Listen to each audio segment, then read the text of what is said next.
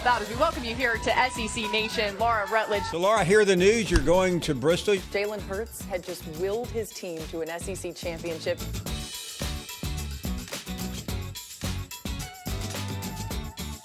Well, one thing I think that is pretty amazing is that it is a Saturday afternoon here in Alabama, and we are sitting in your home on a Saturday. Can you believe that? You have made a name for yourself as a sports broadcaster. Your name pops up everywhere. Your face pops up everywhere. How did this career start for you? I'm always amazed that anyone, like, if anyone even says sports broadcaster, it makes me laugh, because my childhood and my path to this point had no indications that I would end up doing this. I, grew up as a ballet dancer. I was very into music and the arts, and I kind of always thought that that's what I would do. And I was a serious ballet dancer, and then at the last minute, just realized that school was going to be a better option, and I think my parents were thrilled about that at the time. I never thought of her as going into sports broadcasting, because she was always afraid of her brothers playing sports. So, she didn't like to watch them because she was so afraid they'd get hurt.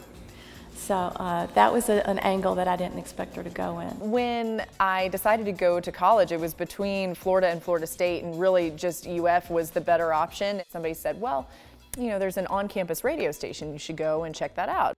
They said, yeah, we'll take you, but we have one opening and it's in sports. And I thought, all right, well, I was always terrible at sports, but I think I like sports, so I'm going to try this out. I said, okay, my niche is going to be in college football recruiting, but I didn't know anything about it, so I had to figure it out. I would either write for a website or be on the radio, and that was kind of how I got into the business and started at that age. The one thing she can control, that she always has, is that she can work, how hard you work. And I think that's helped her with the work ethic, and that's made a lot of difference in her success. Just being determined and being really hard on herself. She started that as a little child.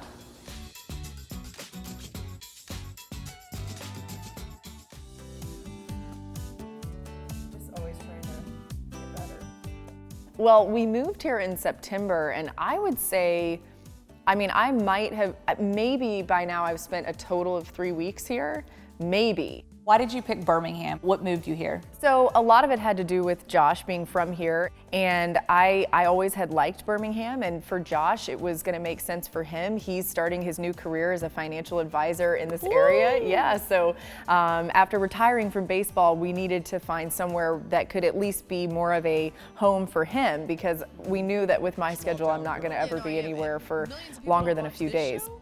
I think she's developed more of a loving for Alabama because of me.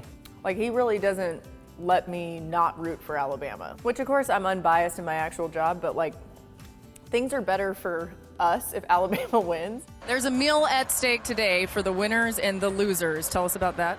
Well, that's why I'm the commissioner, so I can always eat wherever I want. But I love interviewing Nick Saban. I actually think I think he's so funny. Like, he cracks me up. But he truly does like the media. He always wants to protect his players, and that's first and foremost for him. But he likes his interaction with the media, and he has fun with it, and he does have this sense of humor that I don't think is always appreciated. The SEC, to me, is, there's just nothing like it in all sports. I mean, you look around, and obviously hosting SEC Nation, we've been at so many national championships, and we've been at the college football playoff pretty much every year that we've been on the show, just because of the success of the teams from the football standpoint. But one of my favorite things about the conference is, no matter where you go and no matter what school you go to and what sport you're covering, it really is treated like a family. And all of us, no matter what position you're in, are part of that family. You've been in a male-dominated industry for so long, and it's something we deal with as females in the sports world. And while I feel like we definitely generate a lot of respect, on the other side of it, there's a lot of noise, and you do such a great job. How do you block out the noise when you have negativity coming in? I would say, even as recently as a year ago, I would really take that stuff to heart. If somebody would tweet me, well, you look really fat in that dress today, or you might need to lay off the burgers or whatever, I'd be like, I'm not laying off the burgers. I love burgers. But I would think, well, I probably shouldn't wear that dress again. Maybe I really do look fat in that. Or they would say, what a stupid opinion, you don't know what you're talking about. You know, there's all the go back to the kitchen and you don't belong in this world. And I would take it to heart, and I would find that it would affect the way that I would broadcast. It took me a really long time to get to the point where now I really do feel like I can brush a lot of that off. Paul Feinbaum, you know, who was really the first person who I would say in a larger position, in a higher profile position, who really believed in me and said, I'm gonna take a chance on this person. And he was the only one who could really control that, because everyone was just gonna listen to whatever Paul did. So, you know, always permanently indebted to Paul. But if you are as prepared and working as hard as you possibly can, and you're presenting yourself professionally, then you're gonna have a leg up. You're gonna be okay, and you're gonna be fine, and eventually that respect will come your way.